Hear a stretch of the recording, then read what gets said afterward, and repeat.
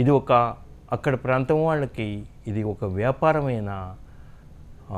వ్యాపార విధానాన్ని ఈ సండ్ర చెట్టు వాడికి ప్రసాదిస్తుంది.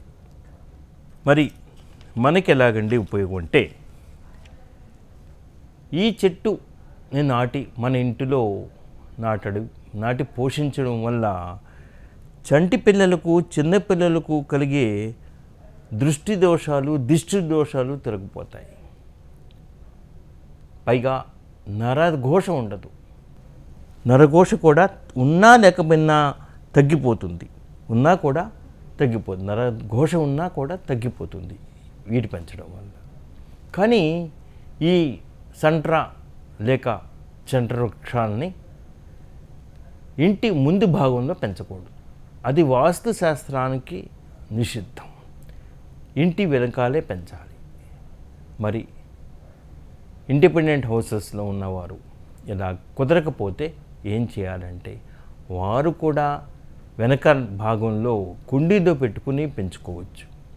అంతేగాని ఆ కుండీ కూడా ఇంటి ముందు ఉండకూడదు, వెనుక భాగంలోనే ఉండాలి. సరేనండి. మరి ఏమిటి పూజా విధానం ఏంటి? అన్ని చెట్లకు చెప్పుకున్నట్టే ఇది ముళ్ళ చెట్టు కావచ్చు, కానీ ఎంతో ఉపయోగకరమైన చెట్టు కాబట్టి ఈ మృగశిర నక్షత్రంలో పుట్టినవారు దీన్ని పూజించినా ఆరాధించినా వాళ్ళకి మంచి జరుగుతుంది, మేలు జరుగుతుంది.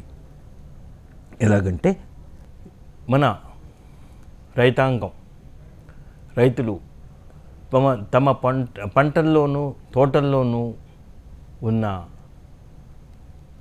క్రిమికీటకాలని తొలగించుకోవడానికి ఎంతో ఖరీదైన ఔషధాలు, ఈ క్రిమికీటకాలు పురుగుల మందులు వాడుతూ ఉంటారు. దానికి కొన్ని వేలు ఖర్చు